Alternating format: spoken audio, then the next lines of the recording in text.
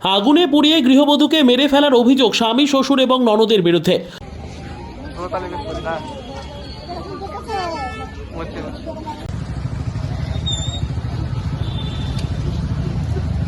শনিবার সন্ধ্যারাতে ত্রিপুরা খোয়াই জেলা তেলিয়ামুড়া থানাধীন শান্তিনগর গ্রামে এক গৃহবধূ রহস্যজনকভাবে অগ্নিদগ্ধ হয়ে মৃত্যুর ঘটনায় তীব্র চাঞ্চল্য ছড়িয়েছে। এর মধ্যে মৃতার মায়ের করা বেশ কিছু বিস্ফোরক মন্তব্যে ঘটনা আরও জটিল হলো। অগ্নিদগ্ধ হয়ে গৃহবধূর এই রহস্য মৃত্যুর পর স্বভাবতই প্রশ্ন উঠেছিল, এটি আত্মহত্যা নাকি পরিকল্পিত খুন। এরপরই শুরু হয় প্রশাসনিক দৌড়ঝাঁপ। রবিবার সকালে ফরেন্সিক এক্সপার্টরা মৃত্যুস্থল পরিদর্শন করেন এবং বেশ কিছু চাঞ্চল্যকর তথ্য উঠে আসে তাদের হাতে, যদিও তদন্তের স্বার্থে মুখ খুলছে না কেউই। উল্লেখ্য, শনিবার সন্ধ্যারাতে তেলিয়ামুড়া শান্তিনগর গ্রামে সিপিআইএম নেতা তপন পালের পুত্রবধূ অগ্নিদগ্ধ হওয়ার ঘটনায় চাঞ্চল্য ছড়িয়েছিল।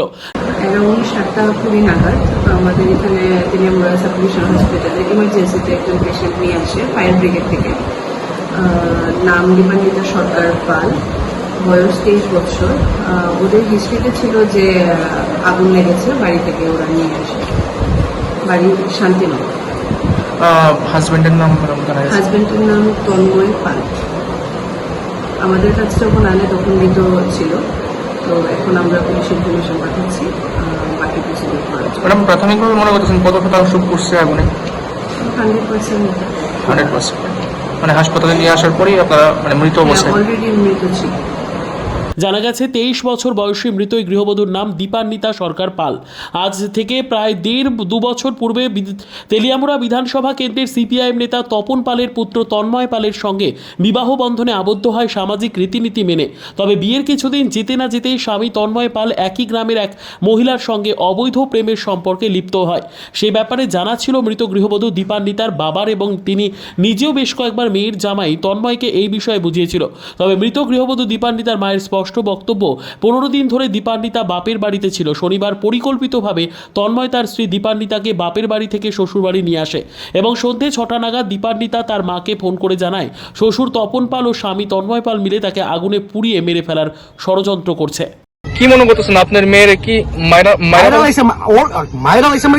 নিজে বুঝেন না? 6টার সময় ফোন করছে আমার মেয়ে যে বাপ পুতো গীতাছে, বাপ পুত্তি অর্ডার করতে বেরিয়ে দেবো গা, তোর আগুন লাগাই মারলাম। তার 10 মিনিট পরে আমার ফোন করে তখন বলে যে আমার মেয়ে আগুন লাগাই দিছে। কে মারছে মানে কি? এমন সঙ্গে মারা কেউ মারতে পারে না। আমার মেয়ের চেহারা দেখছেন তো, আমার মেয়ের দিকে দেখছি যে ঠিক আছে। আবুর শরীরটা খারাপ, আইসি পরে বাইক আইলাম, খাওয়া দাওয়া করলাম, সবই করছি। সন্ধ্যার সময় আমি বাইরে আইসি, ঠিক আছে। বাইরে হইতেছিলাম, আমাদের সামনে আইসি, হ্যাঁ একটা মার্ডারটা মারছে বন্ধু লাগে মায়েরা বাবু ফোন করছে। এই সময় বাবু কই আসলো, আমার ছেলে কান্ত আছে, কইছে চা খাইব। বাবুর দিকে চা খাই পানি, বাবু খাওয়া কইছে খাইব, খাইব কইছে পরে তো বাবু আবরুলে রাস্তাতে ঘুরতেছে, এরকম সময় এরকম কাহিনী আছে। কি দিচ্ছে? এখন লাগাই দিচ্ছে কে? মরবো কেল্লিকা তো আমি ঠিক করে দিতাম না, আমার ভিতরে কোনো প্রবলেম নাই, কিছু না। Bureau report, PB news. Dreamland nursing home, ঠিকানা ইন্দ্রপ্রস্থ, বাবুরবাগ, পূর্ব বর্ধমান। পিন নম্বর 713104। যোগাযোগের নম্বর 9775163111।